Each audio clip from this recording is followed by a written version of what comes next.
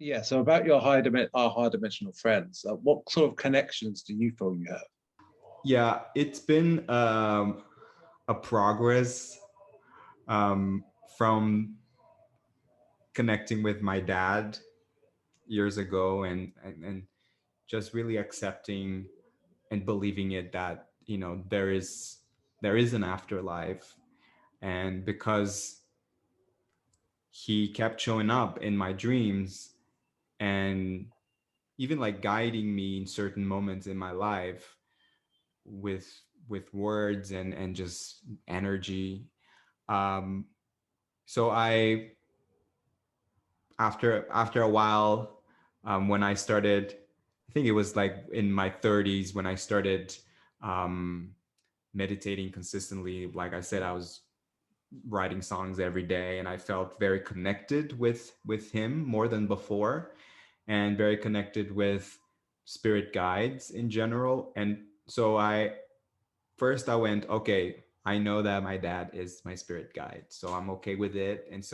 And also I think he felt safe as well, because I knew him, and he's part of my soul tribe, my soul group. And I actually think that your loved ones, in your family, or maybe close friends that have passed, they can be your spirit guides. And usually I always give them as the first example, because I feel like it feels familiar to us, so we feel safe to connect with them. But it sort of progressed a little bit, because I started learning more about spirit guides and angels and higher dimensional beings. And so for a while, I remember that the voice that I was hearing, that I thought it was my dad, it sort of became just a collective. It wasn't just his energy. It was a different kind of energy. um, and so when I started learning more about higher dimensional beings, I was very drawn to the Pleiadians, who are higher dimensional beings. They are the gatekeepers of the fifth dimension, and they come from the Pleiades star system.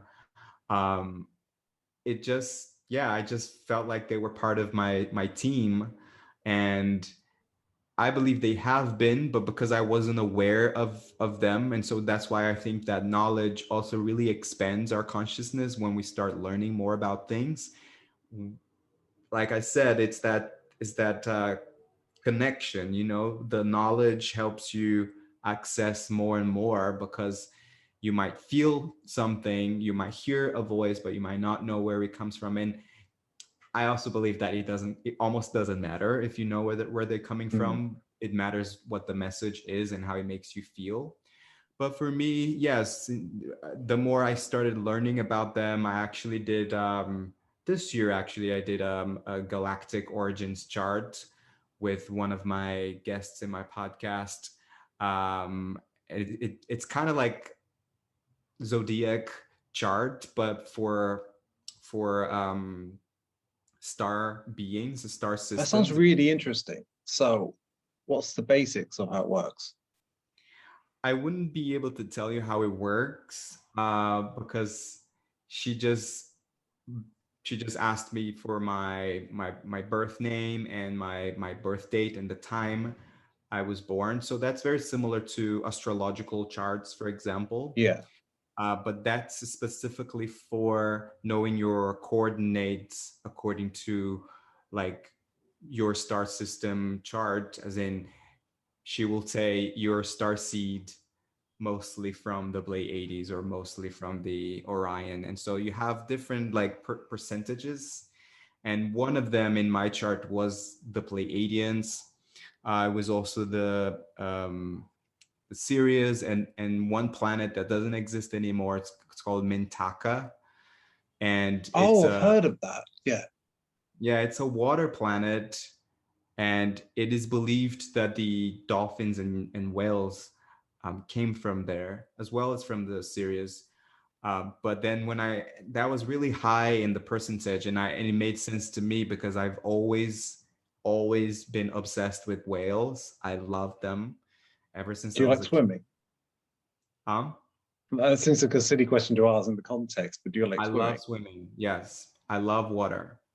And then when I heard that, when I read my chart, I was just like, it was almost like remembering my home, and things just made a lot of sense. But interestingly, after that sort of awareness, after I read that and I talked to her, and by the way, it's in my podcast as well, Dr. Heather.